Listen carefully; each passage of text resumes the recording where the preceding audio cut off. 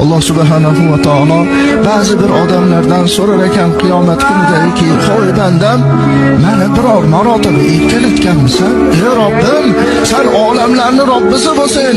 Mulukut dunyo va axiro, dunyo va oxiratning egasi bo'lsin. Qanday seni erkalatiladi?" Shunda Alloh taolo aytar ekanki, "Meni 99 ta ismi sifatim bor. Shu 99 ta ismi sifatimni hech bo'lmasa 10 tasini aytganingda edi, men erkalanardim." Ben erkalanardim. Necha yil umr kechirding? 70 yil, 80 yil umr kechiribman. Shu 70 yil, 80 yil umrning ichida biror marotaba meni 99 ta ismimni aytganmisan? Hech bo'lmasa 10 tasini aytganmisan? 70 yil umr kechiribsan.